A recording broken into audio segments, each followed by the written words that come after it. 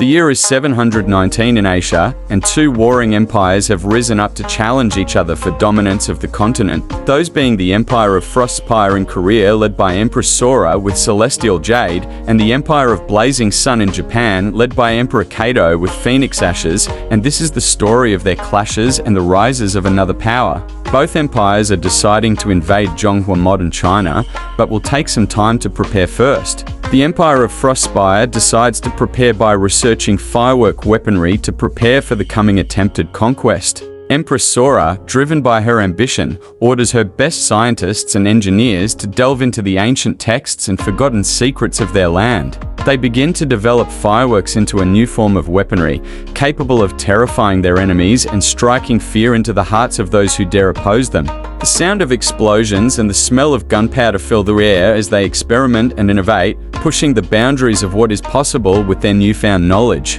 In the bustling workshops of Frostspire, the researchers work tirelessly. They create rockets that fly through the air, leaving trails of sparks and destruction in their wake. They craft bombs that burst with blinding light and deafening noise, capable of leveling city walls and sending soldiers fleeing in terror. Each new invention is tested and refined, their power growing with every successful trial.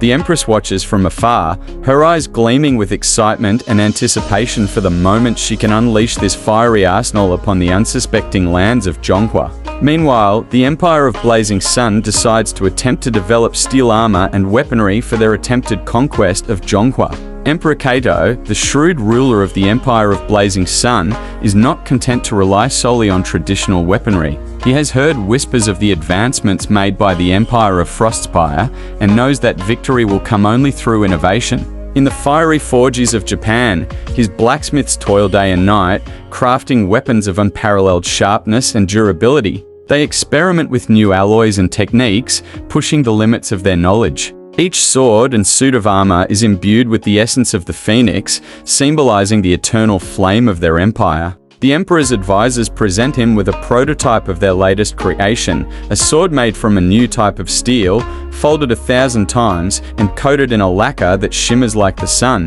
The blade slices through the air with an unnatural ease, leaving a trail of fire in its wake. Kato's eyes widen as he takes the weapon into his hand, feeling its power surge through him. He knows that with such a weapon in their arsenal, the Empire of Blazing Sun can counter the fiery might of Frostspire's fireworks. The empires of Frostspire and Blazing Sun then both decide to begin their attempted conquests of Zhonghua, and thus end up clashing with each other. And it ends up that their clash will determine who conquers Zhonghua, and thus, the battle for Zhonghua begins. The battle for Zhonghua is a spectacle unlike any seen before.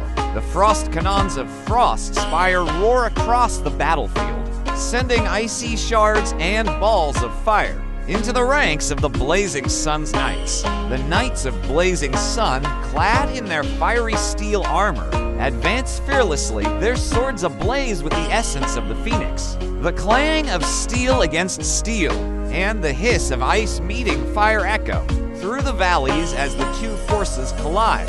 Empress Sora, astride a majestic frost dragon, leads her troops from above, her strategic mind calculating every move. Emperor Kato, on the other hand, stands at the forefront of his phoenix-mounted samurai, his fiery blade a beacon of hope amidst the chaos. Their armies are evenly matched, their determination unyielding. For days, the battle rages on, each side pushing the other to the brink of defeat, only to be driven back by a new invention or tactical maneuver. But in the end, between the Empire of Frostspire and the Empire of Blazing Sun, the better prepared, and thus the victor and empire that conquers Zhonghua is Frostspire. Their superior research and development of firework weaponry had given them the edge they needed. The frost cannons had punched through the steel lines of the Blazing Sun's defenses, leaving a path of destruction in their wake.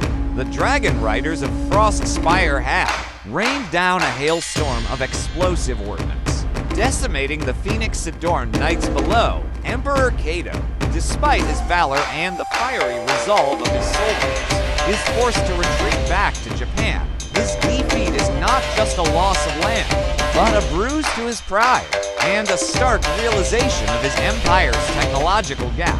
His advisors, though disheartened, are not defeated.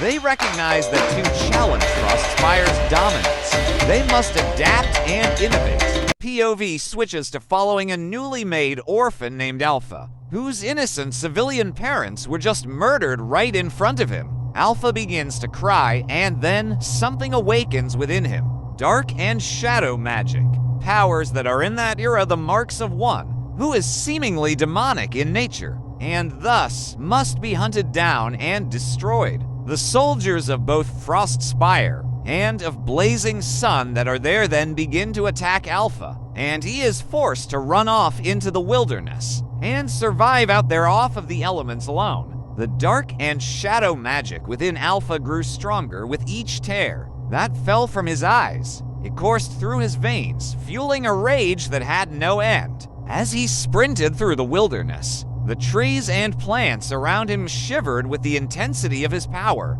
The snow itself seemed to part in fear of his presence. The two empires are now going to attempt to conquer the kingdom of Khoton, but first we'll do some preparation. The Empire of Frostspire decides to attempt to research Chi manipulation through the valuable celestial jade that they possess. Empress Sora, determined to maintain her empire's dominance, orders her scholars to delve deeper into the mysteries of the celestial jade. They work tirelessly, studying ancient texts and conducting experiments in hidden chambers beneath the palace. The whispers of their research soon reach the ears of the populace, sparking both awe and fear. In the heart of Frostspire, the alchemists and mages begin to unlock the secrets of the jade. They discover that it has the power to manipulate the very life force of those who can harness it, allowing them to perform feats that were once the stuff of legends. Slowly, they develop a new type of warrior, one that can bend the elements to their will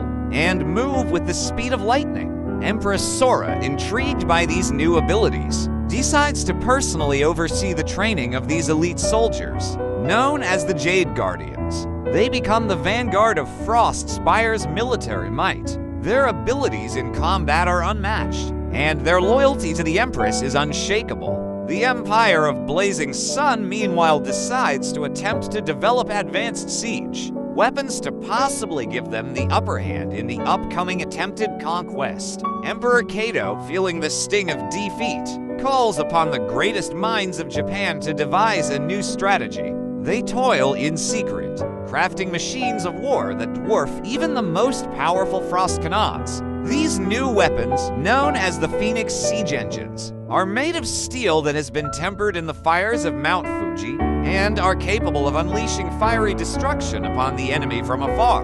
The Emperor knows that to face Frostspire again, they must be ready to challenge them on their own terms. And now, the Empire of Frostspire and the Empire of Blazing Sun both begin their attempted conquest of the Kingdom of Khoton, and thus, once again, end up in a clash to decide who ends up conquering the kingdom. The battle for Khoton begins with the Jade Guardians of Frostspire marching forth, their green aura casting an eerie glow across the desert sands. They face the Phoenix Siege Engines of Blazing Sun, belching fire and smoke as they advance. The air is charged with tension, as both sides know the fate of the continent hangs in the balance. The first volley of frost cannons echoes through the desert, their icy blasts shattering the steel shields of the Phoenix Siege Engines. The samurai of Blazing Sun charge in response, their swords blazing with the fiery essence of the Phoenix. The clash of steel against jade resonates, as the Jade Guardians parry and strike with inhuman speed and precision. The ground trembles with the impact of each blow, and the air crackles with unseen forces. Empress Sora, riding her frost dragon, surveys the battlefield from above. Her eyes narrow as she watches the Phoenix Siege Engines lay waste to her advancing lines. She signals to her generals, and a new wave of Jade Guardians is sent forth, each one a human embodiment of the elemental power of ice and wind. They weave through the chaos, their blades carving a path through the enemy ranks. Emperor Cato, standing atop his own siege engine, the Phoenix's flame, feels the ground tremble as the Jade Guardians approach. He knows the power they possess, having encountered them in previous skirmishes. With a fiery resolve, he calls upon the ancient power of the Phoenix Ashes, imbuing his sword with a blaze that could melt the very jade they wield. The clang of steel on jade fills the air as the two forces collide. The Phoenix siege engines unleash a barrage of fire and steel upon the Jade Guardians, their fiery breath incinerating those who dare to come too close. The Guardians, in turn, manipulate the very air to form shields of swirling wind and ice, protecting themselves from the onslaught. The battle is fierce and evenly matched, with neither side gaining significant ground. But then, suddenly, due to unknown causes, all of the Phoenix siege engines stop working and will need to be repaired after the battle. But as for during the battle, they are now useless. Emperor Cato, shocked and enraged, leaps from his now dormant machine, his sword aflame. He charges into the fray, his eyes fixed on Empress Sora. She, too, has dismounted her frost dragon, and the two leaders meet in the center of the battlefield. Their duel is a dance of fire and ice, their blades a blur of motion as they clash with the fury of their empires behind them. The two rulers are evenly matched, each blow they strike resonating with the power of their respective elements. The ground around them cracks with the intensity of their clashes, sending shockwaves through the combatants. The soldiers of both empires watch in awe, their own battles momentarily forgotten as they witness the struggle of their leaders. Empress Sora then reveals her own chi manipulation skills and gains the decisive advantage in the duel, forcing Emperor Cato to flee or otherwise lose his life. The Empire of Frostspire, now in control of the Kingdom of Khotan, starts integrating its people and resources into their own empire, focusing on the potential of Celestial Jade to enhance their military capabilities. The Jade Guardians are revered and feared, their power a clear sign of the Empire's dominance. Meanwhile, Alpha is nearby, having unleashed a dark and shadowy spell that broke the Phoenix siege engines, before then retreating back into the wilderness and slaying an animal and then eating it to survive.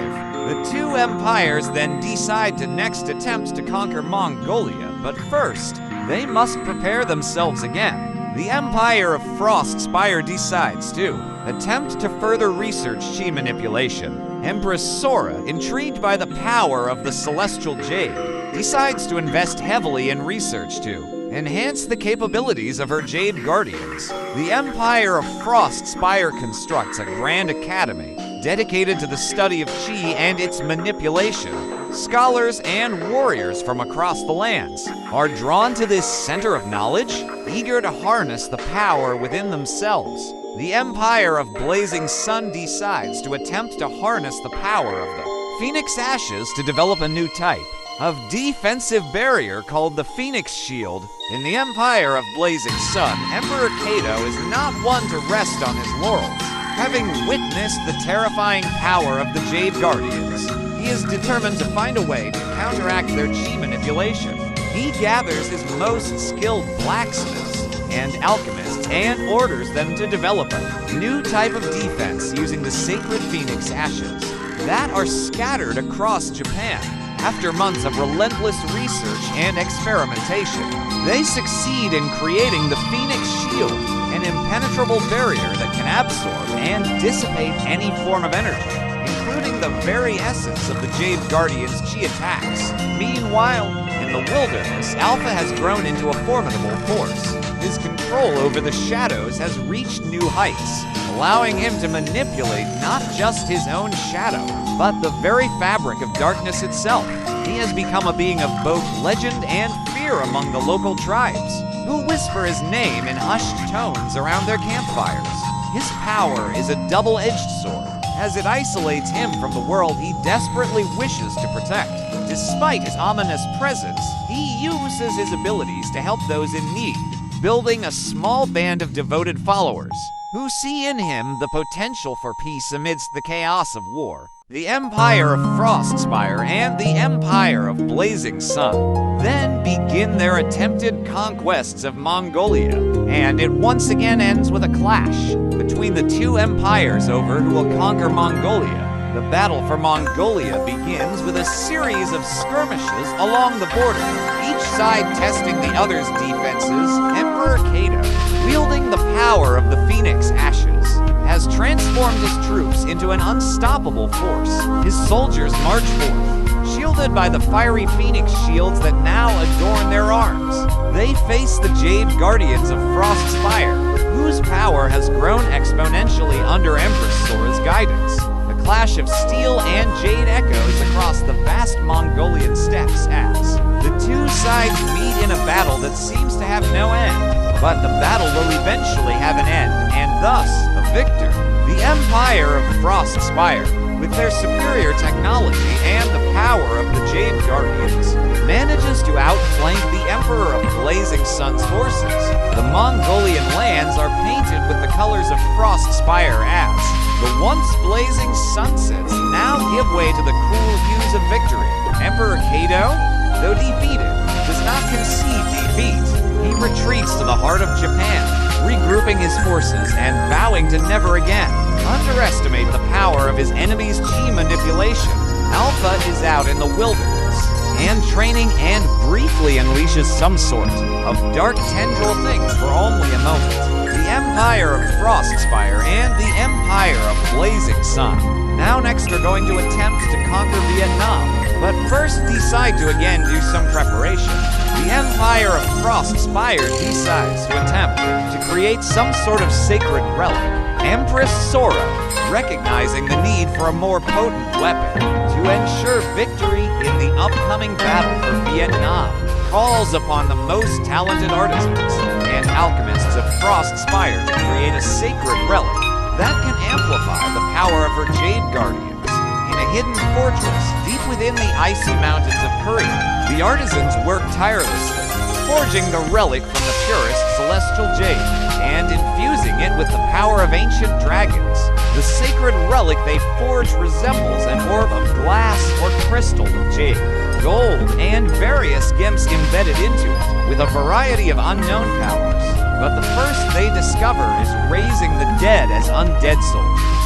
The Empire of Blazing Sun then decides to prepare by attempting to create a Phoenix Flame Catalyst aiming to harness the essence of Phoenix Ashes for powerful new weapons. Emperor Cato, determined to counter Frostspire's newfound relic, calls for the greatest minds of his empire together. In the hallowed halls of Kyoto, they work day and night, seeking to understand the ancient texts that speak of the Phoenix Flame Catalyst. The Phoenix Flame Catalyst is rumored to be able to not only enhance the power of their steel weaponry, but also grant them the ability to manipulate fire itself. The artisans and alchemists of Japan labor tirelessly, mixing the ashes of ancient phoenixes with the finest steel and precious metals, crafting prototypes that glow with a fiery aura. Emperor Cato's quest for the Phoenix Flame Catalyst leads to an unexpected alliance with a rogue Frostspire Jade Guardian, who defects with knowledge of the relic's true weakness. The defector, named Li Wei, reveals that the Celestial Jade, while powerful, has a vulnerability to the pure flame of the Phoenix. He suggests that by embedding Phoenix Flame Catalyst into their own weaponry, they could potentially negate the reanimated soldier's unholy power. Intrigued by this revelation, Emperor Cato orders his scientists to work around the clock to incorporate this new knowledge into their designs. In the bustling workshops of Kyoto, the sound of hammering steel and whispered incantations fill the air. The Phoenix Flame Catalyst is integrated into the very core of their new swords and arrows, each one now a symbol of hope against the dark tide of the undead. As the first successful prototypes are forged, the aura of the Phoenix Flame is undeniable, casting a warm, fiery glow that seems to dance and pulse with life. Emperor Cato, feeling the weight of his decision, personally oversees the final stages of the weaponry's development. He understands that the power they are attempting to harness is volatile and dangerous, but the fate of his empire and the lives of his people are at stake. With each successful creation, his resolve is bolstered. He knows that when the time comes, these weapons will be the key to their survival. The Empire of Frostspire and the Empire of Blazing Sun begin their respective attempted conquests of Vietnam. And, in the end, once again, it ends in a clash between them over whose conquest will be successful. Empress Sora, riding her frost dragon, leads the charge of her undead army into the dense jungles of Vietnam. The very air seems to chill as her necromantic powers extend, raising the slain soldiers of the land to fight once more. Yet, the blazing heat of the jungle and the fiery spirits of the Phoenix Flame Catalyst-infused weaponry of the Japanese forces are ready to meet them. The battle for Vietnam unfolds with an intensity never before seen in the history of the two empires. The undead soldiers of Frostspire, driven by the sacred relic's dark power, face off against the Phoenix-empowered warriors of Blazing Sun. Each side is equally matched in their determination and ferocity as they clash in a whirlwind of steel, flame, and shadow. The once verdant landscape is scorched and frozen in a battleground of unbridled power. Emperor Cato, riding at the forefront of his forces, watches as the Phoenix Flame dances upon the steel of his soldiers' weapons, cutting through the cold embrace of the undead. Yet, the necromantic might of Empress Sora's reanimated legions is relentless. They march forward, unfeeling and unyielding, driven by an unholy command that seems unstoppable. The clang of metal, the hiss of flame, and the moans of the risen dead fill the air with a symphony of war. In the heart of the battle, the rogue Jade Guardian, Li Wei, fights alongside Emperor Cato, his own jade weaponry crackling with the power of the Phoenix Flame Catalyst. His knowledge of Frostspire's tactics allows the Blazing Sun forces to anticipate their opponent's moves, striking at their weaknesses. Despite the chaos, a strange camaraderie forms between the Emperor and the Defector, as they both fight for a future free from tyranny and fear. On the other side, Empress Sora, perched on her frost dragon, commands her undead army from above. Her eyes are cold, her heart filled with the ambition of conquest. Yet, she is not without doubt.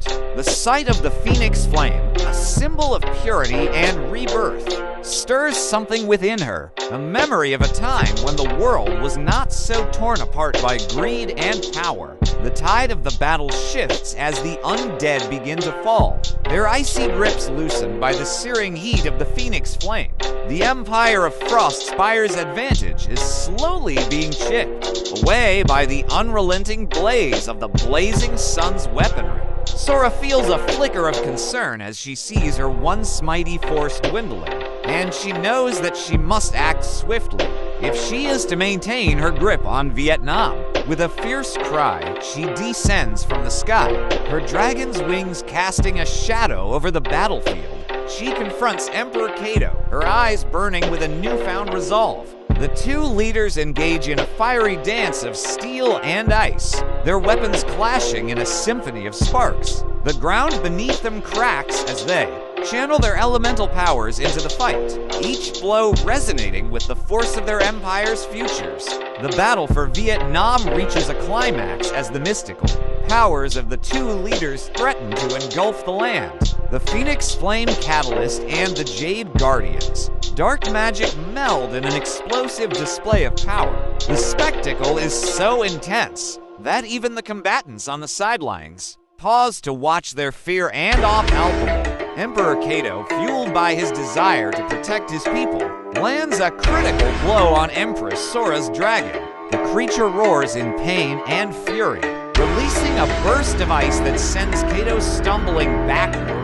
Sora, dismounted, uses the opportunity to strike at Cato with her frost-covered blade. However, Cato's agility and the protection of his Phoenix armor allow him to dodge and counterattack, their swords clanging in a fierce duel. Their fight is a dance of fire and ice, each blow resonating with the power of their empires. The Phoenix Flame Catalyst glows brighter with each swing, while Sora's blade leaves a trail of frost in its wake.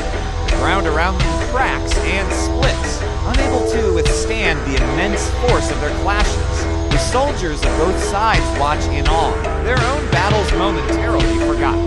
As the duel intensifies, the child named Alpha approaches the battlefield, his shadowy presence unnoticed by the preoccupied readers.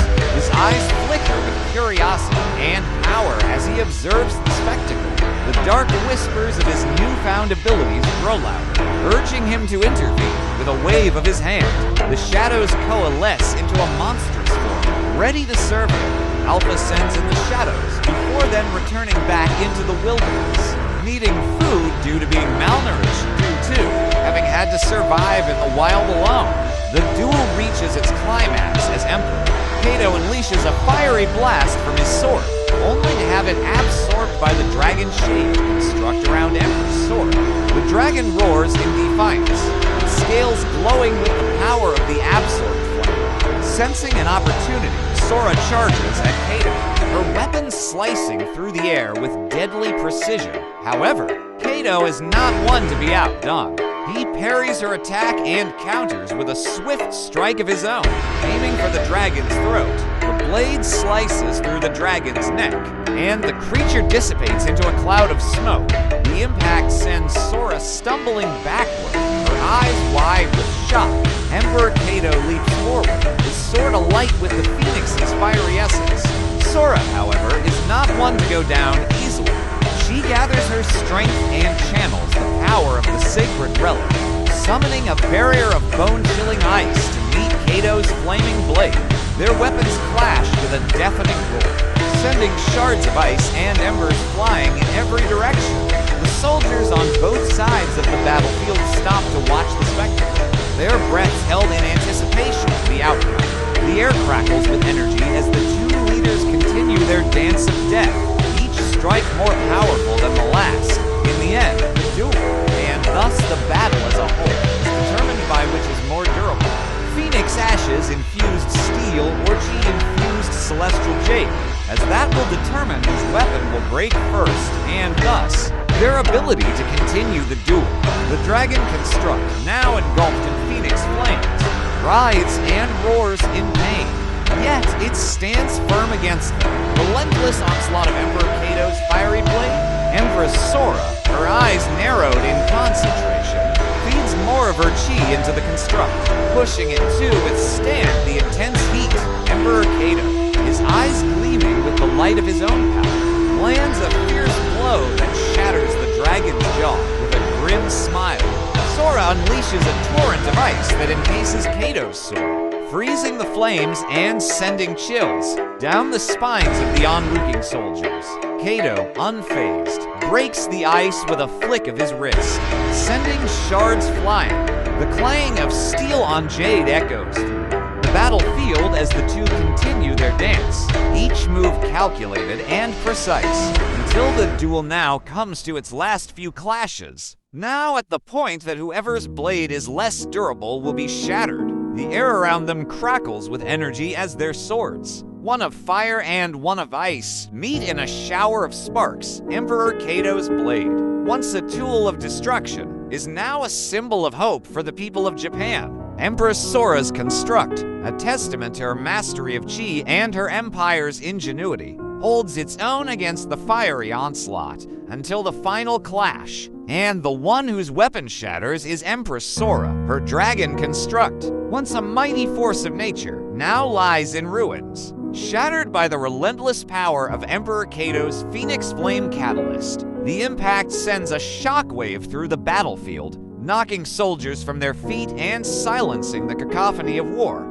The moment hangs in the air, the sound of the shattered ice echoing through the land. Empress Sora, stunned by the sudden turn of events, stands defenseless before Emperor Cato. The flaming blade of the Phoenix Flame Catalyst points at her heart, the fiery light casting a stark contrast against her pale, defeated expression. And Empress Sora and her empire of Frostspire are forced to retreat, meaning that Emperor Cato and his empire of Blazing Sun has won the battle and thus conquered Vietnam. The empire of Frostspire is defeated, but not destroyed. Empress Sora, her spirit unbroken, leads her people back to Korea to rebuild and regroup. The loss of the battle weighs heavily on her, but she knows that there is still much to be done to ensure the safety of her empire and the future of her people. Meanwhile, in the shadows of the conquered lands, Alpha watches the aftermath of the battle with a heavy heart. He feels the pain and fear of the conquered people, and his rage towards the warmongering empires grows. His powers, a mix of dark and shadowy energy, have been honed by his years of isolation and his deep connection to the suffering around him. He knows that he cannot stand by and let these empires continue their destructive paths. The Empire of Frostspire and the Empire of Blazing Sun learn of a child or young adult named Alpha that lives out in the wilderness and who has dark and shadow magic, which makes him a demon who must be destroyed. And thus, the two empires start out by sending out some troops to hunt him down and destroy him, but he is able to avoid them, eventually leading to both empires sending their entire armies after him to hunt him down and destroy him. Emperor Cato, now aware of Alpha's potential threat, orders a massive manhunt across Asia. He sees Alpha as a beacon of darkness that must be eradicated before he can threaten the peace he has worked so hard to establish. His armies march through the lands, leaving a trail of destruction in their wake as they seek out the one who could bring about their downfall. Eventually, both armies corner Alpha, forcing the poor innocent boy to awaken and unleash his tendrils of darkness out of necessity in self-defense. Why, you really think of me as a monster this much? Why, you want me to be a monster so badly? Fine. If you want me to be a monster so badly, then I'll be exactly the monster you want of me. Alpha yells out while crying so hard that his face is covered in tears of blood, as he then twists his body into looking much darker, while still definitely looking human, but one as twisted physically as he has been emotionally and mentally by these warmongering empires. The two armies stop dead in their tracks, their leaders looking on in shock as Alpha's power surges. The very air around them seems to darken, and the shadows on the ground stretch out like tendrils, reaching for the soldiers' hearts. The soldiers of both sides begin to feel a cold fear, one that freezes the blood in their veins. Alpha then suddenly appears in front of them, and a massacre ensues, with Alpha's tendrils of darkness then instantly impaling and throwing around and ragdolling soldiers and commanders alike. The once celebrated Jade Guardians and Phoenix-clad warriors of the Blazing Sun are no match for the primal power that Alpha now commands. The battlefield becomes a chaotic dance of death as the tendrils of darkness move with unparalleled speed and precision, leaving a trail of horror in their wake. Then he stops right before the general of the army of the Empire of Blazing Sun, recognizing him as the man who brutally murdered his parents right in front of him, his poor, innocent civilian parents. The general, seeing the malice in Alpha's eyes, drops his weapon and falls to his knees begging for mercy. But Alpha is no longer the innocent child seeking peace. He is a force of vengeance, driven by the very darkness that has consumed him. With a flick of his wrist, the tendrils of shadow envelop the general, lifting him into the air. The general's screams pierce the battlefield as Alpha slowly squeezes the life out of him, his eyes filled with a cold, unyielding anger. TH is WHAT you get. Murderer, Alpha says. His voice twisted and broken with rage and vengeance, and yet no truly unjustified malice as well. This man murdered many innocent civilians. This is merely his punishment for his crimes. The general's body goes limp, and the shadowy tendrils release him, letting him fall to the ground with a sickening thud. The soldiers of the Blazing Sun stare in horror, their bravery evaporated in the face of the monstrous power they've just witnessed. Emperor Cato, watching from a safe distance, knows he has underestimated Alpha. He orders a retreat, not willing to lose more men to this unpredictable and terrifying new enemy. The few that refuse to retreat don't even live long enough to regret it, as they are swiftly ended by Alpha, and even the undead army of Frostspire crumbles into just piles of bones from a mere glance at them by Alpha, who decides to go by an identity that many of the soldiers had shouted at him as an insult: the Shadow God, or rather, Shadow God Alpha. The news of the Shadow God Alpha's emergence and his terrifying power spreads like wildfire across Asia. The people of the empires whisper in hushed tones about the creature that had brought the two most powerful leaders to their knees. Some speak of him with fear, others with a strange fascination, and a few even whisper words of hope and liberation from the tyrannies of the emperors. Shadow God Alpha remains neutral in the background, though bringing about a true, genuine utopia of darkness for those who either seek it out or just happen across it while already desperate. And out in the wilderness or exiled like Alpha himself was, he decides to leave the two empires be, and will only strike to completely and utterly destroy both when the time is right. Years go by, and the whispers of the Shadow God grow louder. His deeds, though feared, are also whispered about with a strange sense of hope by those who have suffered under the tyranny of the two empires. They speak of a land shrouded in darkness, where the weak are not preyed upon by the strong, and where peace is not just a fleeting dream but a reality. The Empire of Frostspire and Empire of Blazing Sun then decide to respectively attempt to conquer Thailand, but especially after the devastation they faced after trying to destroy Alpha, they will need to prepare first. The Empire of Frostspire decides to attempt to further test the other possible abilities that the sacred relic might possess, considering that it is a relic of light, and thus, necromancy couldn't possibly be its only ability, and well, there are no records on it, considering they are the ones who created it. Empress Sora, seeking to restore her empire's power, gathers her most trusted advisors and scholars. They delve into ancient texts and forgotten lore, searching for any mention of the relic's other capabilities. After months of research, they stumble upon a prophecy that speaks of the dawn of the eternal night, a time when the light of the relic would be eclipsed by the power of darkness. The prophecy also speaks that the only way that Alpha can be defeated, even if only temporarily, and in that the destructive ideal that is the light can continue involves the sacred relic ending up in the west, in the hands of a future god emperor, whatever that is. Anyways, they proceed to begin testing the sacred relic to discover any other possible abilities it might possess. The Empire of Blazing Sun, meanwhile, attempts to research and develop the Inferno Ignition Core. This will be a specialized artifact that harnesses pyrokinetic magic to create control. Intense bursts of fire energy. Emperor Cato, feeling the weight of his empire's future on his shoulders, personally oversees the development of this new weapon. He understands that with the rise of Shadow God Alpha, traditional warfare may not be enough to secure their dominance. His engineers and mages work tirelessly, pushing the boundaries of their knowledge. The Inferno Ignition Core is a marvel of ancient and modern technology.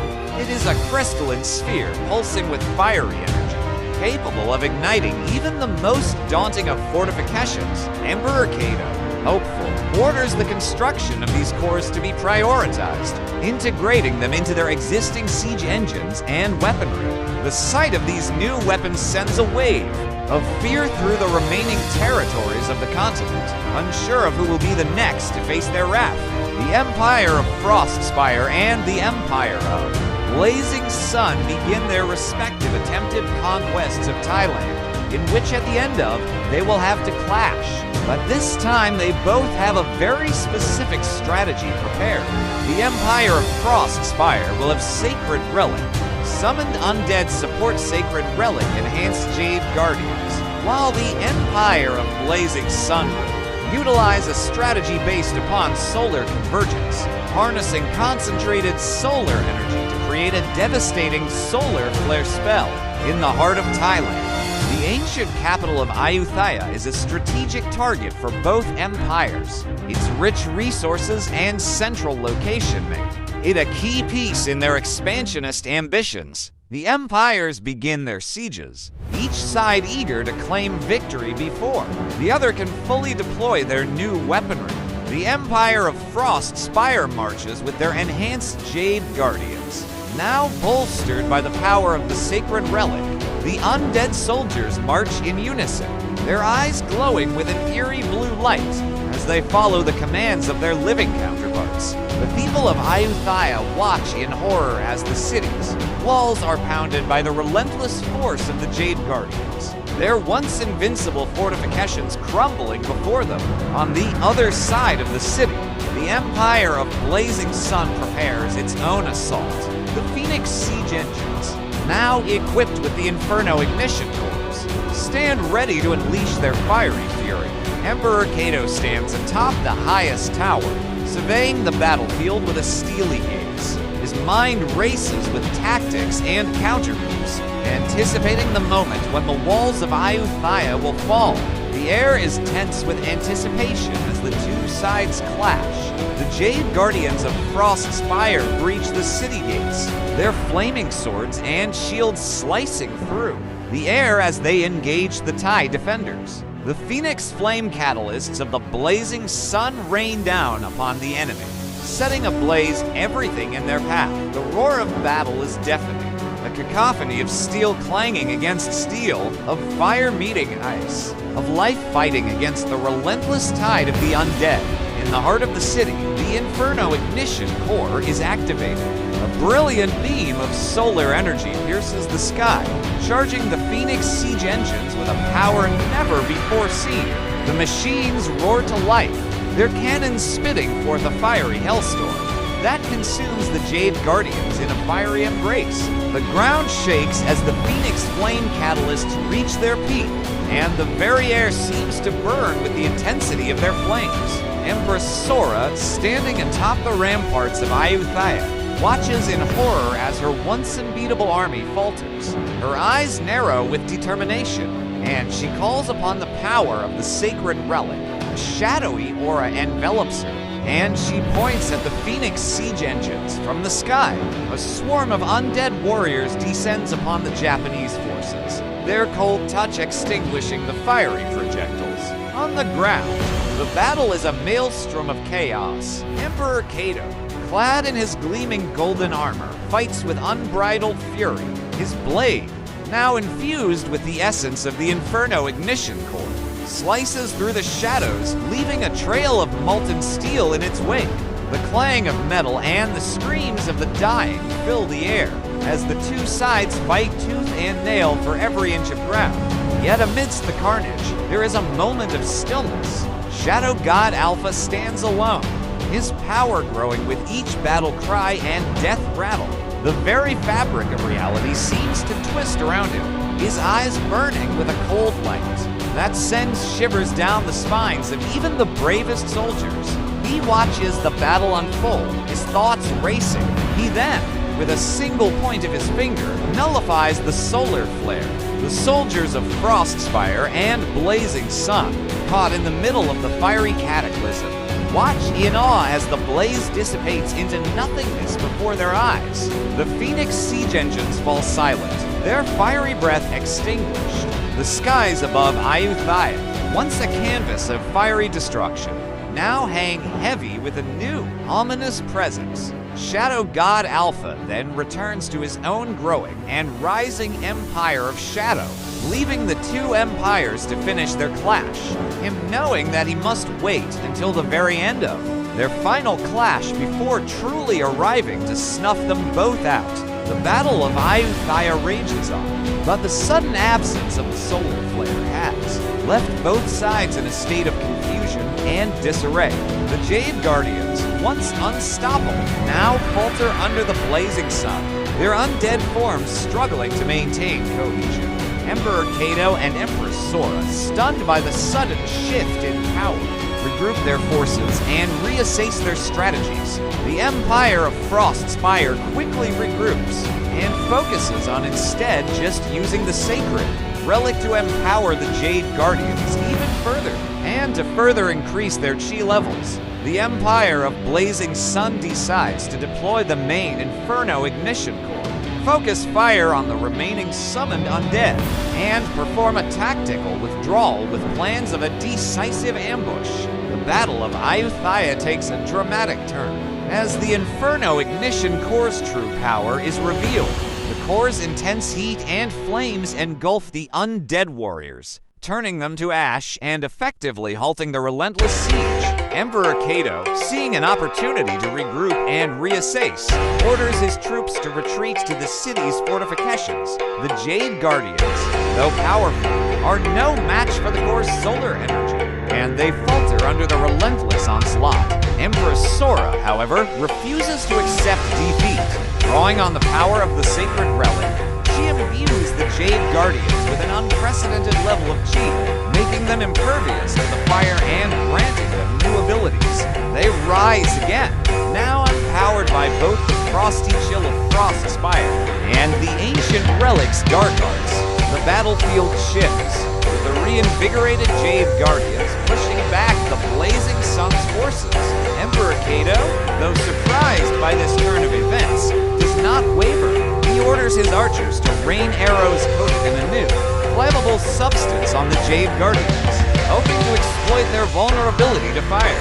As the arrows fly, the core's energy surges, and the air around it crackles with the intensity of the sun's power. The arrows strike the Guardians, igniting them in a fiery blaze that seems to dance in stark contrast to their icy aura.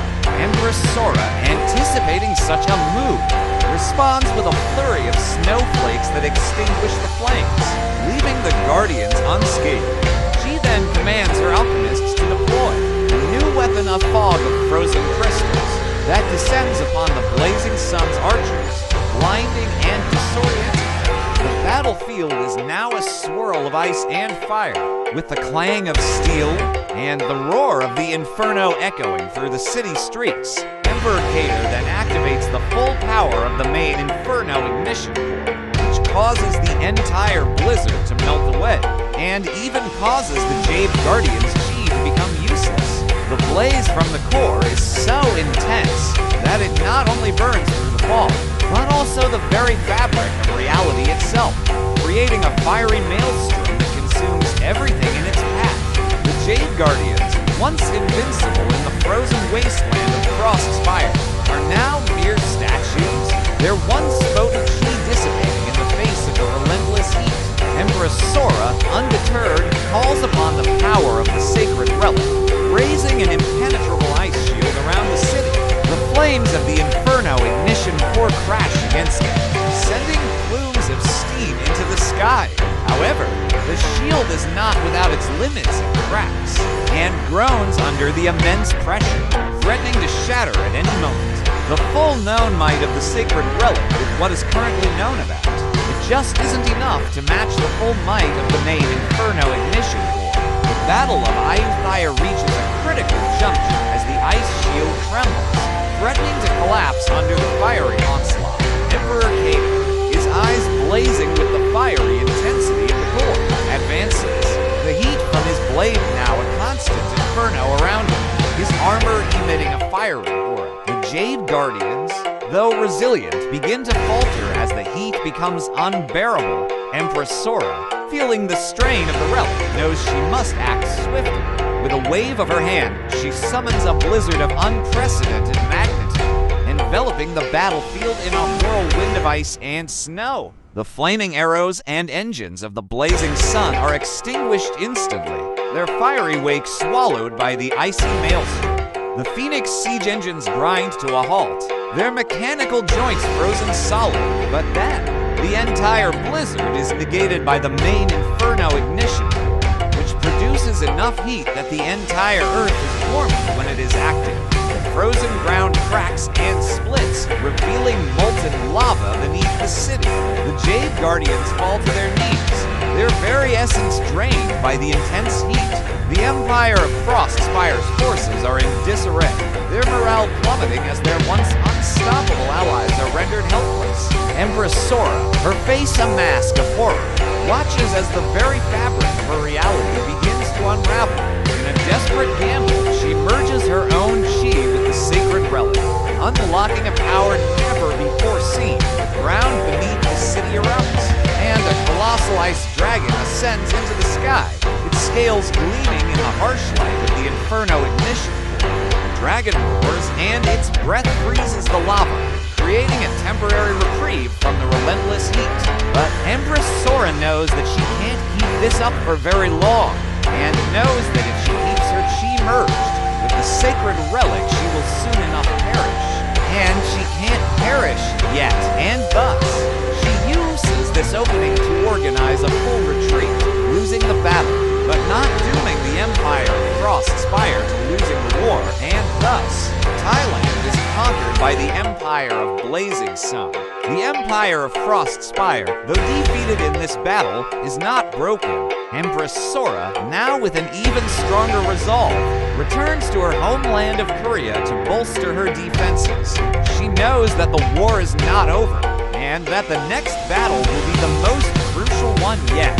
Shadow God Alpha thinks over that exact battle, and then forms the goal to change all of existence, all of reality that it is within, so that stuff like this and what happened to him can never happen again. The Empire of Frostspire and the Empire of Blazing Sun now are both going to do their respective attempted conquests of Cambodia, but we'll need to prepare first.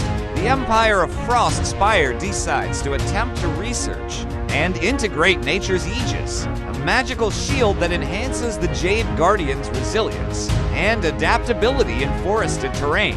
This enhancement would allow them to navigate and fight effectively in Cambodia's challenging environment, offering both protection and a tactical advantage. For weeks, the Frostspire's alchemists and mages tirelessly work in their labs, mixing potent ingredients and casting ancient incantations. They experiment with various jade artifacts and the essence of the sacred relic, seeking a way to harness the power of nature itself. Their breakthrough comes when they discover a way to infuse the Jade Guardians with the spirits of ancient trees, granting them the ability to manipulate the forest to their will. The news of this newfound power spreads like wildfire through the Empire. The Jade Guardians, once feared for their unyielding cold, now stand as guardians of the forest, their armor glowing with the life force of ancient trees. Their movements become swift and silent, blending with the foliage as they march through the woods. The Empire of Frostspire is now ready to face the challenges of the dense Cambodian jungles. The Empire of Blazing Sun attempts to develop Sunfire maneuver gear, lightweight magical equipment that enhances the speed and agility of the troops. This gear would allow soldiers to move swiftly and efficiently through dense jungle, setting up ambushes and quickly repositioning to outflank Frostspire's forces. In the workshops of Japan, the Empire's best blacksmiths and enchanters toil day and night, crafting these revolutionary pieces of equipment. They draw inspiration from the legendary Phoenix Flame Catalyst, weaving its fiery essence into the metal and steel of the gear. When activated, the gear ignites with the power of the sun, granting its user unparalleled speed and evasiveness. Emperor Kato personally tests the prototypes, his blades slicing through the air with newfound ease. However, the development of the Sunfire maneuver gear encounters a significant setback. The intense heat it produces is difficult to contain and control, often leading to accidents and injuries among the soldiers. The engineers struggle to balance the power of the gear with the safety of its users. Despite the challenges, Kato remains steadfast in his belief that this technology will be the key to victory in the jungles of Cambodia. After several iterations, the Sunfire maneuver gear is finally deemed ready for battle. The gear's successful implementation allows the Blazing Suns soldiers to move swiftly through the dense foliage, leaving trails of fire in their wake. The sight of the fiery apparition sends chills down the spines of the Frostspire's defenders. However, the gear's limitations become apparent as the intense heat attracts unwanted jungle predators and causes the gear to malfunction in the humid environment. The Empire of Frostspire and the Empire of Blazing Sun then begin their respective conquests of Cambodia. But first, they have strategies for when they inevitably clash. The Empire of Frostspire strategy jungle enchantment has 3 parts. 1. Activate Nature's Aegis on Jade Guardians to maximize their adaptability in Cambodia's jungles. Use the environment to their advantage by blending in and setting up ambush points. 2. utilize magic from the sacred relic to create illusory terrain traps, confusing and misdirecting the blazing sun forces into disadvantageous positions. And 3. Conduct coordinated hit-and-run attacks from concealed positions, targeting key enemy units, and retreating into the jungle before a counterattack can be mounted. And the Empire of Blazing Sun strategy. Blazing Blitz also has 3 parts. 1. Equip troops with Sunfire maneuver gear to navigate swiftly through the dense jungle, allowing for rapid deployment and repositioning. 2. Implement targeted incendiary attacks to clear paths and flush out Frostspire troops from cover, forcing them into open combat, where the Blazing Sun forces can leverage their superior mobility. And 3. Use the enhanced mobility to execute flanking maneuvers, encircling Frostspire units and cutting off their retreat routes. Set up multiple layers of ambushes to prevent their escape into the jungle. And thus, the 2 empires' respective attempted conquests of Cambodia begin. The Empire of Frostspire initiates the jungle enchantment strategy. The Jade Guardians, now one with the forest, become invisible sentinels in the dense foliage. Their movements are silent, their strikes swift, and their power is terrifying. The Blazing Sun's initial forays into the jungle are met with a series of brutal ambushes that leave their forces reeling. The illusory terrain traps are particularly effective, with more than 1 unit of soldiers plummeting into deep ravines or being led into the jaws of hidden predators. Emperor Cato, watching the chaos unfold from his command post, orders his generals to adapt their tactics. They begin to rely heavily on the Sunfire maneuver gear, using the blazing heat to cut through the jungle and reveal the hidden enemy, the sight of their comrades burning alive or falling into pits filled with thorns. And venomous creatures fills the Blazing Sun. Soldiers with a mix of fear and anger. They become more aggressive, their movements less coordinated as they rush to conquer the jungle. The battle for Cambodia turns into a 3-way conflict as an ancient Khmer civilization, long hidden in the Anger jungles, emerges with their own mystical weaponry, challenging both Frostspire and Blazing Sun for control. The Khmer forces, led by a mysterious and enigmatic leader known as the Jungle Guardian, deploy ancient artifacts that manipulate the very fabric of the jungle itself. These artifacts are capable of creating impassable thorny vines that snare the Sunfire maneuver, gear-equipped soldiers, and summoning swarms of venomous insects to harass the Jade Guardians. The Jungle Guardian is revealed to be a descendant of an ancient lineage that has been protecting the sacred lands from outsiders for centuries, caught between the unyielding forces of nature and the relentless march of technology. Both empires are forced to reassess their strategies. Emperor Cato, impressed by the Khmer's ancient knowledge, sends an envoy to negotiate an alliance. Empress Sora, ever the pragmatist, recognizes the value of the Khmer's jungle mastery and offers them protection and resources in exchange for their support against the Blazing Sun. The diplomatic proceedings are manipulated by Shadow God Alpha into failing so badly that they just increase tensions even further. The envoy sent by Emperor Cato is captured by the Jungle Guardians' forces, who misinterpret their intentions as hostile. In the ensuing skirmish, the Jungle Guardian is grievously injured, and his forces retreat deeper into the jungle, leaving the empires to face each other without the potential ally. Emperor Cato, driven by anger and desperation, orders a full-scale assault on the retreating Frostspire forces. The battle becomes a fiery snake through the dense foliage, with the Sunfire maneuver gear cutting a path of destruction as it chases the elusive Jade Guardians. The air is thick with the scent of burning vegetation and the screams of men and beasts alike.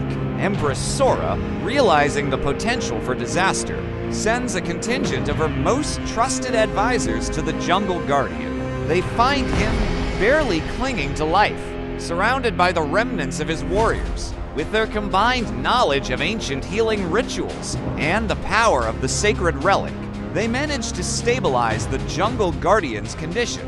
In a rare moment of vulnerability, the Jungle Guardian reveals the true nature of Shadow God Alpha's power to the advisors. His tale is one of suffering and loss, a soul so tormented by the atrocities of war that he has embraced darkness to bring an end to the endless cycle of bloodshed. His ultimate goal is a utopia of shadows, where peace is not just a fleeting dream, but an eternal reality. The Jungle Guardian and the ancient Khmer civilization leaves Cambodia, finding Shadow God Alpha and joining his Empire of Shadow, leaving the Empire of Frostspire and the Empire of Blazing Sun to fight each other now in a final clash over who conquers Cambodia. The Battle of Angkor Wat commences as both sides converge on the ancient city, each seeking to claim it as their own.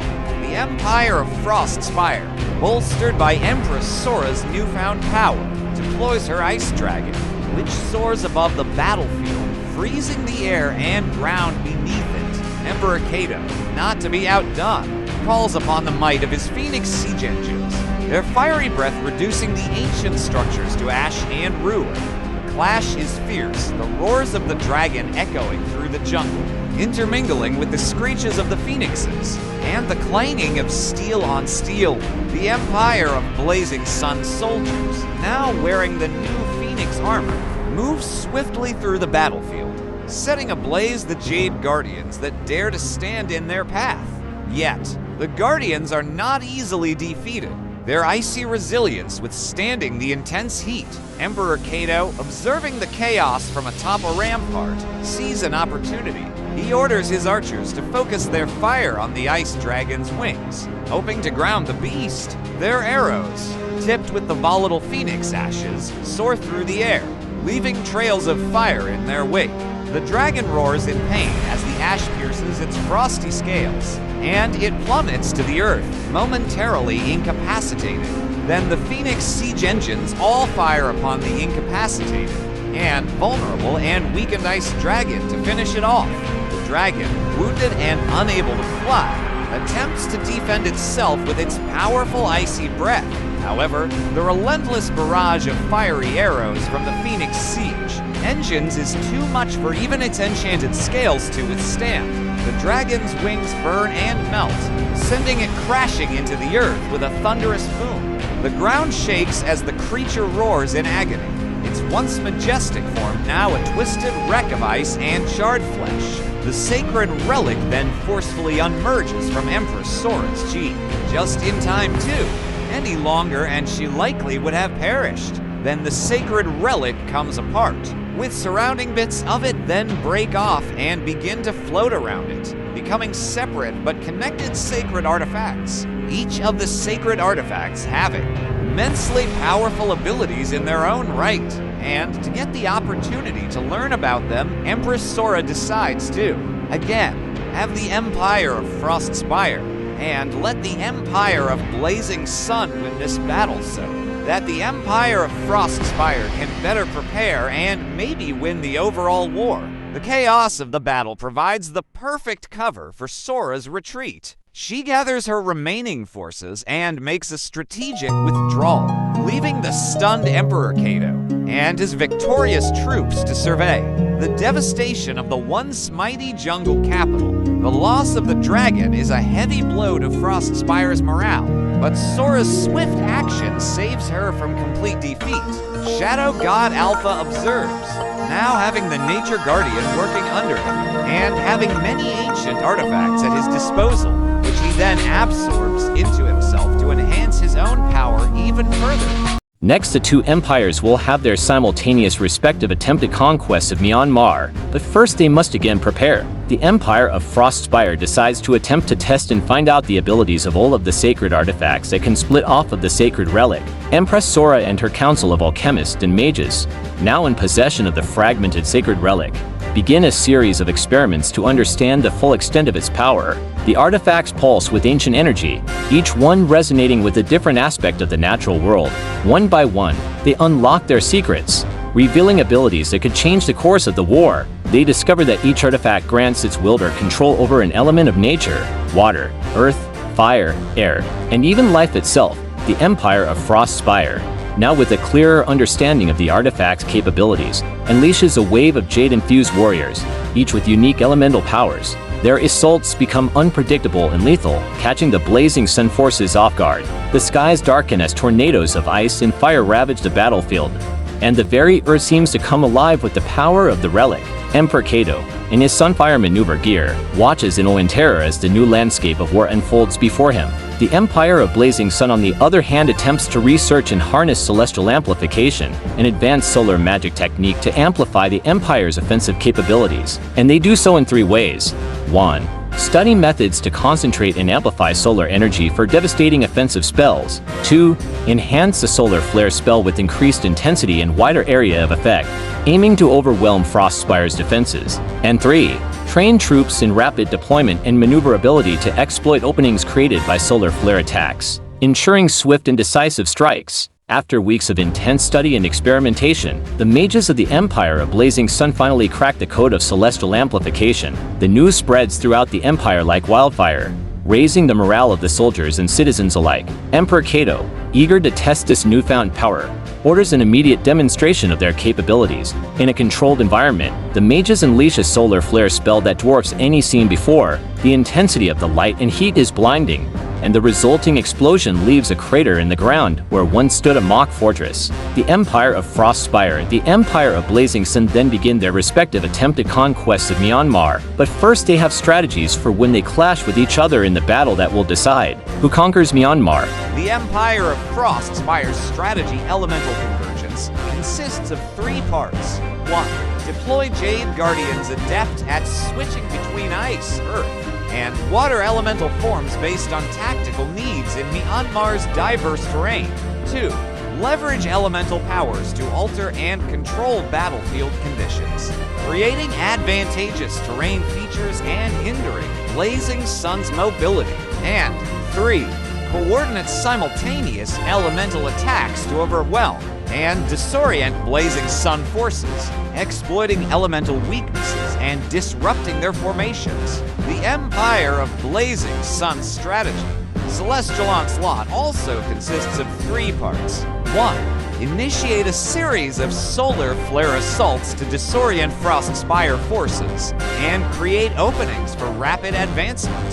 2. Amplify solar flare spells with celestial amplification, targeting key enemy positions and strategic points to maximize damage and chaos. And 3. Utilize enhanced maneuverability and tactical precision to evade elemental assaults and capitalize on weakened defenses, aiming for swift and decisive strikes. And then, the Empire of Frostspire and the Empire of Blazing Sun's respective attempted conquests of Myanmar begin. Empress Sora, with her newfound knowledge of the artifacts, deploys her elemental convergence strategy. Her Jade Guardians, now masters of multiple elements, move across the diverse terrain with unprecedented ease. In the rugged hills, they become living statues of ice, raining down hailstorms upon the Blazing Sun's advancing forces. In the lush valleys, they manipulate the earth to form sudden ravines, swallowing entire units whole. And in the rivers, they transform into whirlpools of water, drowning those who dare to cross. Emperor Cato, anticipating the elemental onslaught, employs his own tactics. His mages, now adept at celestial amplification, begin their relentless bombardment of solar flares. The intense heat and light pierce through the dense jungle, setting trees ablaze and creating smoke screens that obscure the battlefield. The Blazing Sun's archers, shielded by their new Phoenix Flame catalysts, shoot arrows tipped with solar energy that explode upon impact, leaving a trail of fire in their wake. The clash of elements is spectacular, as the jungle becomes a canvas for the dueling forces of fire and ice. Yet, the chaos is not without its toll. The very earth beneath them trembles as the two sides fight for dominance. The rivers boil and the skies darken with ash, creating an apocalyptic scene that echoes the intensity of their conflict. The sounds of steel clashing against jade, the roars of the sunfire engines, and the crackling of ice under the heat of the solar flares fill the air. Empress Sora, riding her jade dragon, orchestrates her troops with precision. The dragon's breath freezes the advancing flames, creating a chilling spectacle that sends chills down the spines of the blazing sun soldiers. Yet, Emperor Cato remains unfazed. His phoenix-armored knights march through the frozen wasteland, their fiery swords leaving trails of steam as they cut through the ice. The Inferno Ignition Core is put to use, powering up their weaponry to unprecedented levels. Emperor Cato then turns the Inferno Ignition Core up to its maximum power, forcing the Empire of Frostspire to retreat once more, and thus, the Empire of Blazing Sun controls the entirety of Southeast Asia.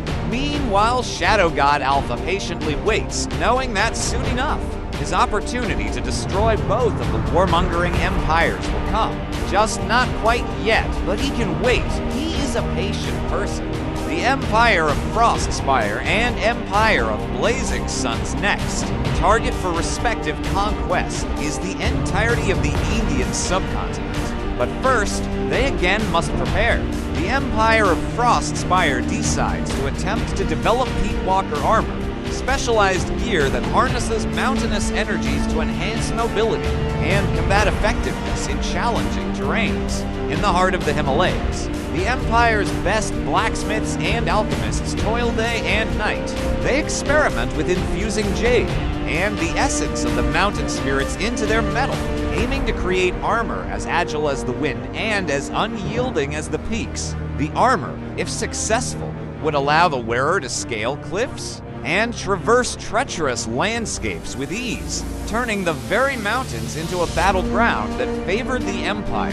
After months of relentless effort, the first set of Peak Walker armor is forged. It's a sight to behold, gleaming emerald scales that shimmer in the light, each plate a testament to the Empire's mastery over the elements. The armor is tested in the harshest conditions, and the results are mixed. While it does indeed grant unparalleled mobility, the energy required to maintain its enchantments is taxing. The soldiers selected to wear it must be both physically and spiritually strong to handle its power. The Empire of Blazing Sun decides to attempt to research and develop Solar Dominion artifacts, relics imbued with solar energies, to establish dominance and strategic superiority in the Indian subcontinent. Their researchers and mages toil in hidden laboratories, studying ancient texts and conducting dangerous experiments. They seek to harness the power of the sun itself, bending it to their will, and forging artifacts that can channel this immense energy. After several months of trial and error, they create a set of prototypes. These artifacts are rumored to be capable of casting powerful spells that can scorch the earth and blind enemies with their brilliance. Emperor Cato, eager to maintain the momentum of his conquest, puts these new weapons to the test. He assembles a small, elite force equipped with the Solar Dominion artifacts and sends them on a reconnaissance mission into the foothills of the Himalayas. The mission is a success. Their adversaries are caught off guard by the sudden onslaught of solar fire, and the artifact's power is undeniable. The news of their victory reaches the imperial court, and whispers of invincibility begin to spread among the soldiers of the Blazing Sun, and thus, the Empire of Frostspire and Empire of Blazing Sun's respective attempted conquests of the Indian subcontinent begin.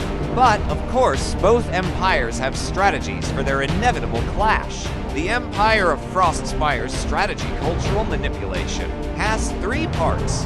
1. Utilize knowledge gained from cultural studies to infiltrate and undermine Blazing Sun's alliances and local support. 2. Deploy Pete Walker armor-equipped troops to exploit mountainous advantages where the Inferno Ignition Core doesn't work, setting traps and controlling strategic passes. And 3. Employ elemental convergence to unleash coordinated elemental assaults, exploiting terrain vulnerabilities and disrupting Blazing Sun's formations. The Empire of Blazing Sun's strategy Solar Ascendance also has 3 parts. 1. Deploy Solar Dominion artifacts to amplify solar magic, creating powerful defensive barriers and offensive bursts. 2.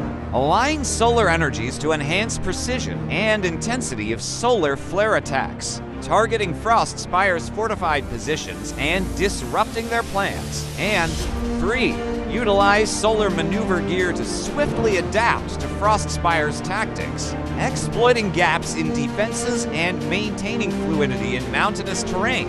And thus, the Empire of Frostspire and Empire of Blazing Sun's respective attempted conquests of the Indian subcontinent begin. The Empire of Frostspire's cultural manipulation strategy is put into action. Empress Sora, having studied the intricate dance of diplomacy, sends her most cunning agents to infiltrate the courts of the local rulers. They whisper sweet promises of protection and shared prosperity, subtly hinting at the horrors that await those who side with the blazing sun. Their words are like seeds in fertile ground, taking root and growing into doubt and suspicion.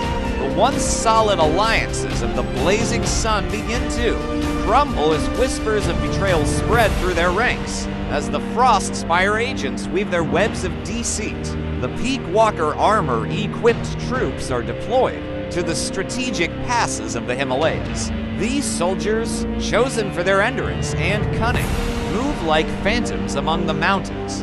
They set ingenious traps that lie in wait for the unsuspecting blazing sun forces, ready to spring at the perfect moment. The Frostspire's dominance over the high ground becomes a legend that echoes through the valleys, striking fear into the hearts of those who dare approach. The Empire of Blazing Sun, noticing the shift in the political landscape, hastens their preparations. Emperor Cato, ever the strategist, recognizes the need to secure the passes before the Frostspire can fully capitalize on their newfound advantage. He orders his mages to begin constructing solar barriers around the bases of the mountains, creating a formidable defense against the looming threat of Frostspire's elemental onslaught. The Solar Dominion artifacts are activated, and the air around the blazing sun's positions crackles with energy. The first flash occurs at the Kyber Pass, where Frostspire's sneak attacks are met with the blinding light of the solar flares. The intense heat and sudden brightness disorient the Peak Walker armor-clad soldiers, leaving them vulnerable to the swift and precise strikes of the Sunfire maneuver gear-equipped blazing sun warriors. The battle is fierce, with the Frostspire's Ice Dragon clashing against the blazing sun's Phoenix Siege engines, their breaths of fire and frost painting the sky with an eerie dance of destruction. In the heart of the Indian subcontinent, the ancient city of Pataliputra becomes the central stage for the unfolding drama. The grand capital of the Mauryan Empire, long abandoned, is now a battleground for the fate of the continent. Frostspire's elemental convergence meets the blazing sun's solar dominion in a display of power that leaves the ancient ruins scarred and the earth trembling. The Peak Walker armor, designed for high-altitude combat, gives Frostspire's soldiers an edge in the rugged Himalayan terrain. They scale cliffs and cross chasms with ease, striking fear into the hearts of the blazing sun's defenders. However, the Solar Dominion artifacts are not to be underestimated. Their energy shields hold firm against the relentless onslaught of ice and snow, creating an intense heat that evaporates the frost midair. Emperor Cato, observing the battle from his command post, sees the weakness in Frostspire's strategy. He orders his engineers to deploy a new weapon, the Inferno Ignition Core. This device, powered by the Phoenix Ashes, releases a fiery shockwave that devastates the Frostspire's ice traps and sends their soldiers reeling. The ground beneath them cracks, revealing molten lava that swallows the unprepared Peak Walkers. Meanwhile, in the shadows, Shadow God Alpha watches the battle unfold with cold detachment. His empire, The Empire of Shadow has been growing stronger with each victory, and the chaos of this war is ripe for exploitation. He sends emissaries to the weakened states, promising protection and prosperity under his rule. Many, desperate for an end to the endless conflict, begin to pledge their allegiance to the dark deity. Empress Sora, noticing the shifting tides of loyalty, decides to make a bold move. She reveals the true nature of the sacred relic to her troops and the people of the lands she has conquered. The power of the Ice Dragon, once feared, is now a beacon of hope. Her words resonate, and the morale of her forces skyrockets. With renewed vigor, they charge into battle, their icy breath freezing the very air as they fight for a cause they now truly believe in.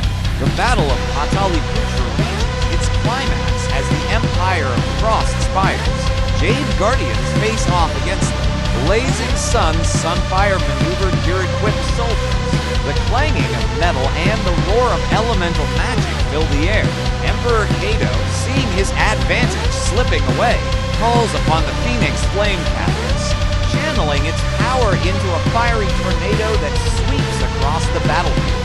Yet, the Jade Guardians stand firm, their green energy shields absorbing the heat and redirecting it back into the sky. Empress Sora, feeling the momentum of the battle shift, orders a daring assault on the Blazing Sun's command center. Her elite troops, wearing the new Peakwalker armor, scale the solar barriers with unparalleled agility. As they breach the fortress, they come face to face with Emperor Kato, who stands ready to defend his empire.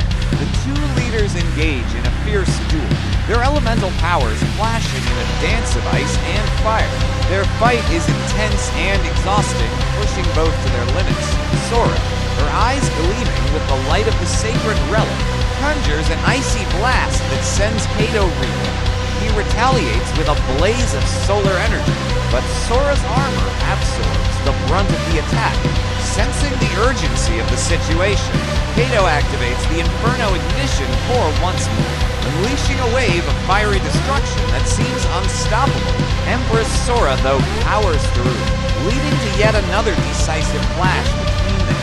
Blades until Emperor Kato's Phoenix Steel Sword shatters, forcing him to retreat, and with him, his Empire of Blazing Sun, leading to the Empire of Frostspire having ended their losing streak and conquered the Indian subcontinent. And Shadow God Alpha is still observing, knowing that it's just one more battle until they will. Both know that the last battle will be the last, and spend a massive amount of time preparing. And then, and the end of their final battle, he will arrive and destroy both of their empires, the Empire of Frostspire and the Empire of Blazing Sun. Then, next and lastly, are going to do their respective conquests of Russia. But first, they must prepare, after all. This is the last conquest before the big final battle between them to decide everything. The Empire of Frostspire, a bit overconfident considering they won the last conquest, and this last one is in a place at their element. The cold! They decide to simply attempt to develop Arctic Sentinel, units elite troops specialized in Arctic warfare and frost magic. The development of these Arctic Sentinel units is met with both excitement and trepidation. The engineers and mages of Frostspire labor tirelessly in the harsh, frozen lands, pushing the boundaries of what is possible. They incorporate the most advanced technologies and the purest forms of ice magic into the creation of these soldiers. Their armor is crafted from the rarest of materials, fused with ancient spells that make them virtually impervious to the cold. Their weapons are enchanted to freeze enemies on contact, and their eyes burn with a cold blue flame that pierces through the icy fog of battle. The Empire of Blazing Sun, on the other hand, takes this much more seriously and attempts to develop Polaris artifacts relics, attuned to celestial energies for dominating Arctic warfare. Emperor Kato, refusing to be outdone by Frostspire's innovations, convenes his most brilliant minds and mystics to research and develop new weaponry capable of countering the cold. For months, they toil in secrecy, delving into ancient texts and conducting risky experiments in the heart of Japan's volcanic lands. The result of their labor is the creation of the Polaris artifacts, a series of weapons and armor imbued with the fiery essence of the sun and the resilience of the stars. The Polaris artifacts, once completed, are brought before Emperor Capcut, who examines them with a mix of awe and apprehension. He holds a sword that gleams with the light of 1,000 suns, feeling the warmth radiating from it. The artifacts are distributed among his most trusted generals, each one a beacon of hope against the encroaching chill of the Arctic. The Empire of Frostspire and the Empire of Blazing Sun begin their respective invasions of Russia. But first, they have strategies for when they end up clashing with each other to end the conquest. The Empire of Frostspire's strategy, Frozen Vale, has 3 parts. 1. Deploy Arctic Sentinel units equipped with frost magic to create ice barriers and freeze terrain features, hindering Blazing Sun's movements. 2. Utilize Arctic camouflage to conceal troops and set ambushes along likely enemy routes, exploiting their unfamiliarity with Arctic warfare. And 3. Manipulate ice formations to channel and redirect solar flare attacks, neutralizing their impact and protecting key positions. The Empire of Blazing Sun strategy Solar Blizzard also has 3 parts. Activate Polaris artifacts to amplify solar magic, creating blizzards and solar flares to disorient and weaken Frostspire forces. 2. Align solar energies for targeted solar flare assaults on Frostspire's fortified positions, aiming to disrupt their defenses and create openings. And 3. Utilize Sunfire maneuver gear to maintain mobility and exploit gaps in Frostspire's defenses, adapting to Arctic terrain challenges, and thus, the respective final conquests of the Empire of Frostspire and the Empire of Blazing Sun of Russia begin. The Empire of Frostspire marches forth with their Arctic Sentinel units, leaving a trail of frost-bitten earth in their wake. Their first move is to secure the northernmost regions of the vast land, where the cold is most intense and the land is ripe for their control. The Russians, caught off guard by the sudden onslaught of the undead and the relentless march of the Frostspire's living soldiers, are forced to retreat further south. The Russians, though hardy and accustomed to the cold, are no match for the supernatural forces that Sora has at her disposal. Emperor Cato's forces, on the other hand, deploy their Polaris artifacts in a masterful display of celestial power. The icy tundras are formed by the sudden influx of solar energy, creating a stark contrast between the two empires' advances. The Russians, seeing the fiery onslaught as a divine intervention, are torn between fighting the invaders and embracing them as saviors from the unnatural cold brought by Frostspire. The Battle of the Urals becomes a pivotal point in the conflict. Emperor Cato leads his troops in a daring maneuver, using the Sunfire maneuver gear to navigate the treacherous mountain passes. The blazing trails they leave behind create temporary oases of warmth, allowing the Blazing Sun soldiers to keep moving without succumbing to the harsh Arctic conditions. This speed and agility catch Frostspire's forces off guard, as they had underestimated the Japanese Empire's ability to adapt to the harsh terrain.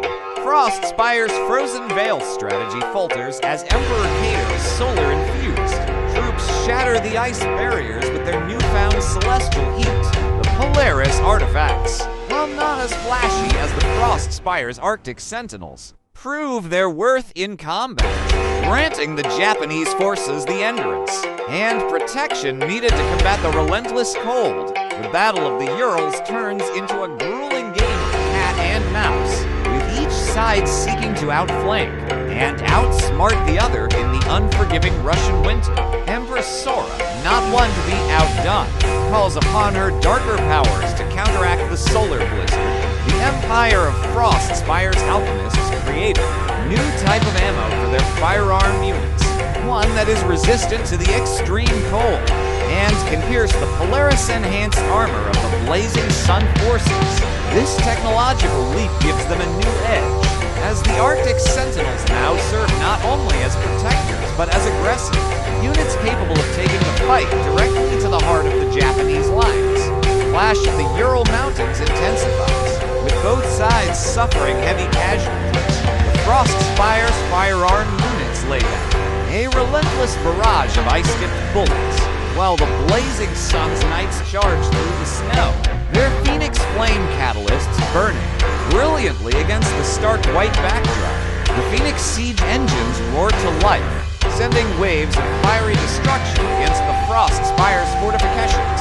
The Empire of Frost Spire, recognizing the tenacity of their opponents, decides to deploy their most feared weapon, the Arctic Titan, a colossal construct of ice and steel. It towers over the battlefield, its eyes burning with the cold fury of 1,000 winters. The Titan's mere presence sends a shiver down the spines of the Blazing Sun soldiers, and its roar echoes through the valleys like the call of a vengeful god. Emperor Cato, seeing the Titan's potential to turn the tide of the battle, orders a concentrated assault on the monstrous machine. His knights in Sunfire maneuver Gear Leap into action, their swords and spears glowing with the intensity of the solar wind. The Titan, though formidable, is not invincible. Cracks begin to appear in its icy armor under the relentless onslaught of the solar-infused weapon. The Battle of the Urals stretches on with neither side willing to concede. The Empire of Blazing Sun's ingenious use of Polaris artifacts to war. The battlefield is met with Frost Spire's cunning adaptation of their Frozen Veil strategy. The once frigid wasteland becomes a battleground of flaming swords and icy blasts. The air is thick with the roar of clashing steel and the screams of the dying. But eventually, the initially far better prepared Empire ends up winning the battle, and thus conquering Russia. And that Empire is the Empire of Blazing Sun, the Empire of Frost Spire. Despite their technological advancements and powerful Arctic Titan, had underestimated the sheer determination and adaptability of Emperor Cato and his Blazing Sun forces. As the Titan falls, its once mighty form now a shattered wreckage on the battlefield. The tide of the war begins to turn. The Frost Spire's troops, demoralized by the loss of their trump card, start to falter. Emperor Cato, his eyes gleaming with triumph, rallies his troops. He knows that this victory is not just for Japan, but for all those who seek freedom from the icy grip of Frost Spire. The Phoenix Flame catalyst burns brighter than ever before, and the soldiers of the Blazing Sun charge forward with renewed vigor. The clang of steel against jade, and the roar of flames against ice echo across the steppes. The Empire of Frost Spire retreats one final time, knowing that this battle was irrelevant compared to the final battle to come. In the aftermath of the Battle of the Urals, the Empire of Blazing Sun takes control of the vast Russian lands. The victory is celebrated with a mix of relief and solemnity, for the cost of lives is never forgotten. Emperor Cato, now in control of Asia from Japan to the edge of Europe, begins to consolidate his power. His people look to him for guidance and protection from the ever-looming threat of the shadow god Alpha. But, of course, there will come the final battle between the Empire of Frostspire and the Empire of Blazing Sun for control over all of Asia, and thus, for 280 years, both empires prepare 10 things over those years. The Empire of Frostspire prepares the following 10 things. 1. Celestial Frost Nova, a devastating magical spell that unleashes a freezing shockwave, immobilizing and damaging enemy forces. 2. Eternal Frost Armor, advanced armor imbued with perpetual frost magic, offering unparalleled defense against both physical and magical attacks. 3. Avatar of Frost, summon a colossal elemental embodiment of ice and snow, capable of crushing enemy formations and freezing entire battlefields. 4. Frost Spire Citadel, construct an impregnable fortress fortified with enchanted ice walls and automated frost defenses. 5. Glacial Amplifier, device that enhances the potency and range of frost-based spells and abilities across the battlefield. 6. Icebound Wyverns, train and deploy elite aerial units capable of freezing enemies with icy breath and disrupting enemy aerial superiority. 7. Arctic Teleportation Network. Establish a network of magical portals across strategic locations, enabling rapid deployment and logistical advantage. 8. Snowstorm Sentinels, autonomous constructs powered by elemental magic, patrolling and defending key locations from intruders. 9.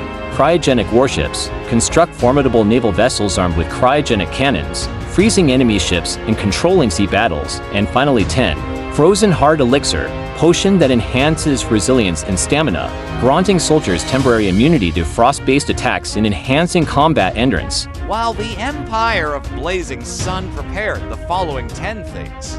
1. Solar Eclipse Cannon, a colossal weapon harnessing solar energy to unleash devastating blasts capable of incinerating enemy fortifications. 2. Solaris Ascendant Armor, advanced armor infused with Solaris Divine Essence, providing unparalleled protection and augmenting offensive capabilities.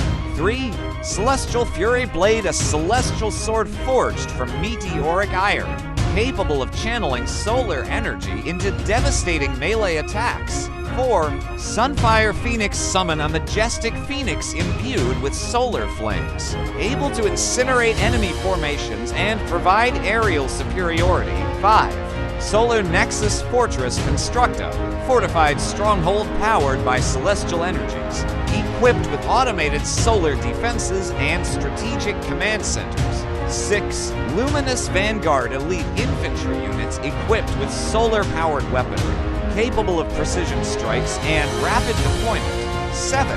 Astral Manipulation Matrix device that manipulates celestial alignments to enhance solar magic potency and precision across the battlefield. 8. Radiant Skyships develop advanced aerial vessels powered by solar sails, capable of swift maneuvers and unleashing solar-based aerial assaults. 9. Solar Beacon Network establish a network of celestial beacons to enhance communication, surveillance, and magical coordination. And finally, 10. Eternal Radiance Elixir Potion that grants temporary invulnerability to solar-based attacks and enhances soldiers' combat prowess with divine energy. And thusly, finally, after 280 years of preparation and research, in the year 999, the Empire of Frostspire and the Empire of Blazing Sun engage in the final battle for the control of all of the continent of Asia. The Battle of the Great Wall commences with a display of power never before seen on the continent. Emperor Cato, standing atop the Solar Nexus fortress, watches as the Luminous Vanguard and the Sunfire Phoenixes take to the skies. Their fiery wings cast a warm glow over the horizon, a stark contrast to the icy blasts of the Frostspire's icebound wyverns. Empress Sora, in her eternal frost armor, commands the Frozen Heart Elixir-enhanced soldiers. They march through the snow, their footsteps leaving trails of frost in their wake. The clash of their weapons against the Solaris Ascendant armor of the Blazing Sun's knights echoes across the desolate landscape. The two sides are equally matched, their armies clashing with a ferocity that can only come from centuries of preparation. The Celestial Frost Nova is deployed, a swirling vortex of ice and wind that sweeps across the battlefield, decimating everything in its path. Emperor Cato, unfazed, counters with the Solar Eclipse Cannon, unleashing a beam of pure solar energy that pierces the frozen sky. The blast shatters the Nova, sending shards of ice flying in every direction. But the cannon's power does not go unanswered. The glacial amplifier responds, redirecting the solar beam into a wall of ice that stands firm against the onslaught. The Frostspire Citadel looms in the distance, a bastion of cold and darkness. It is the heart of Empress Sora's power, a fortress that has never been breached. Emperor Cato knows that to win the war, he must claim this stronghold. He orders his radiant skyships to advance, their cannons blazing with solar fury. The Citadel's defenses come to life, firing back with the cryogenic warship's deadly ice cannons. The sky is ablaze with the dance of fire and ice, a fiery ballet of destruction. On the ground, the luminous vanguard clashes with the Arctic Sentinel units. The Sunfire Phoenixes soar through the air, their fiery wings illuminating the night as they dive into the enemy lines. The Sentinels, armed with Peakwalker armor, stand firm, their jade-infused weapons slicing through the fiery onslaught. The clanging of steel and the crackling of ice fills the air, as the two sides become locked in an epic struggle for supremacy. The Emperor's eyes narrow as he observes the battle from the safety of the Solar Nexus fortress. He knows that the key to victory lies within the Frostspire Citadel. He sends a contingent of his most elite warriors, the Phoenix Legion, to infiltrate the Citadel and sabotage its defenses from within. They are equipped with the Eternal Radiance Elixir, granting them the speed and strength to bypass the relentless ice storms and the watchful gaze of the Arctic sentries. The Phoenix Legion's approach is swift and silent. They navigate the treacherous landscape of the Frostspire Citadel, avoiding detection by the patrolling undead.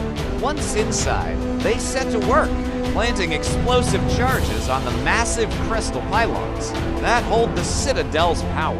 If they succeed, the Citadel will fall, and with it, the heart of the Frostspire Empire above the fray.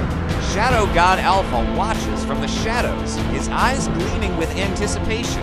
He has not forgotten the destruction wrought upon his homelands, nor the suffering of his people. His empire of darkness grows stronger, fed by the chaos and despair of the warring factions. He knows that when the dust settles, he will have his opportunity to rise and claim the continent for himself.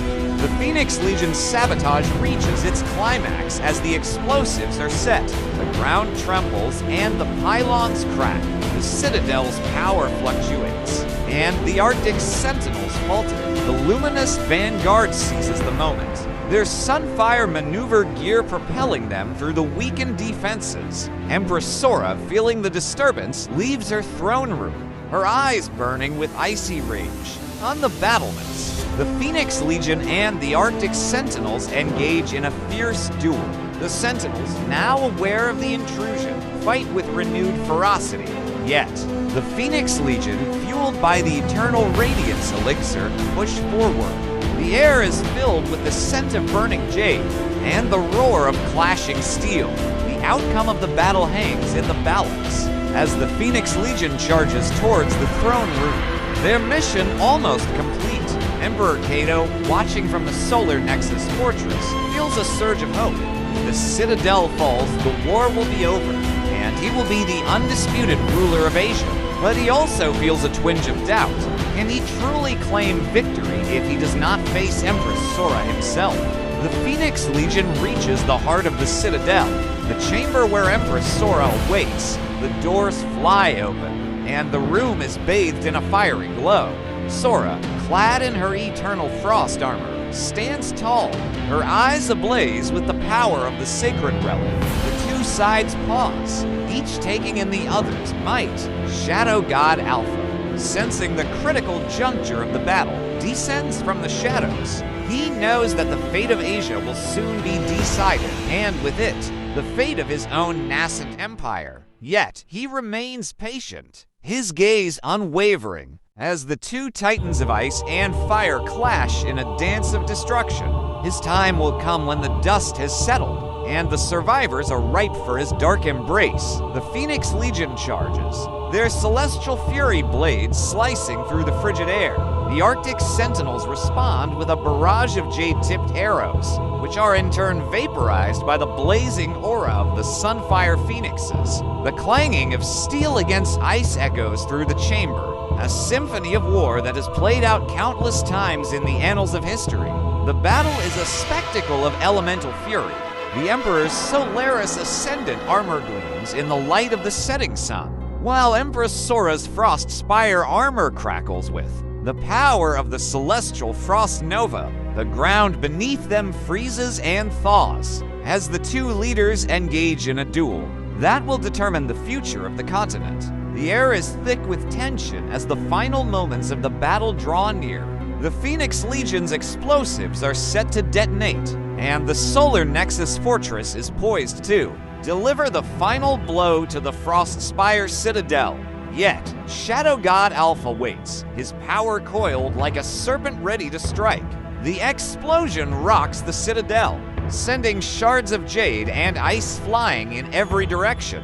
The Phoenix Legion retreats, their mission accomplished. The Frostspire forces, now leaderless, fall back, their will to fight shattered. The Empire of Blazing Sun emerges victorious, their banners fluttering in the smoky air. Emperor Cato steps forth, his gaze searching the wreckage for any sign of his enemy. But Sora is nowhere to be found. The whispers of the shadows grow louder, and a chill runs down his spine. He knows that the Shadow God has been watching, waiting for the moment of triumph to turn to ashes. The Empire of Shadow emerges from the chaos, their silent approach unnoticed amidst the cacophony of battle. The surviving soldiers of both sides look on in, horror as a new enemy emerges from the shadows, their eyes gleaming with dark intent. The war is not over, it has merely entered a new phase. Shadow God Alpha stands before the defeated forces, his presence a living embodiment of fear and despair. He speaks in a voice that echoes through the ages. Your wars have ravaged the land, but now there will be peace. My peace. The once mighty empires now face a threat that dwarfs their own ambitions, and the true battle for the soul of Asia is about to begin. Shadow God Alpha then suddenly moves so fast, he appears to teleport in front of Empress Sora, who, remembering the prophecy from long ago, in her last moments, uses all of her remaining power to launch the sacred relic to the west, into Europe, where the sacred artifacts all split off, all land across Europe, most landing across the Italian peninsula, and in the forest of Brocliant near France, while the sacred relic lands in San Marino, near a young noble with grand ambitions named Marcus Aurelius. Shadow God Alpha then impales Empress Sora with one of his tendrils of darkness, killing her instantly, then absorbing her power and even her body into himself through that same tendril of darkness with the fall of Frostspire's Empress. The remaining Frostspire forces are left leaderless and demoralized. The Shadow God's Empire of Shadow swiftly takes control, assimilating the survivors into his ever-growing forces. Meanwhile, in Japan, Emperor Cato, though victorious in battle, is haunted by the knowledge that the war has merely been the opening act to a far greater struggle. The prophecy of the reborn god echoes through his mind as he watches the last of the Frostspire forces retreat. He knows that the true battle for Asia is yet to come. Word of the Shadow God's rise spreads like wildfire across the continent. The people of the once great empires live in fear, unsure of what the future holds. Yet, amidst the chaos, a new hope emerges. Marcus Aurelius, the young noble from San Marino, discovers the sacred relic in his lands. Its power calls to him, and he is compelled to take it up, sensing the coming storm. He begins to gather those who still believe in the virtues of light and justice, his goal to unite the fragmented lands of Europe and challenge the Shadow God before his power becomes too great to oppose. As the Shadow God tightens his grip on Asia, Marcus starts to organize his own forces in Europe, seeking alliances and preparing for the inevitable clash of civilizations. His visions of a world united under a banner of peace and prosperity fuel his ambition. The stage is set for a new era of conflict as the light of hope from the west grows brighter in contrast to the darkening skies of the east. The fate of the world rests on the shoulders of these two leaders, each wielding a piece of the ancient prophecy. The Shadow God, feeling the surge of power from the west, turns his gaze towards Europe. He knows that the time has come to fulfill his destiny and bring the entire world under his dominion. The Empire of Shadow begins to march westward, leaving a trail of frozen wasteland in its wake. The once proud lands of Asia are now a mere stepping stone in the Shadow God's quest for total control.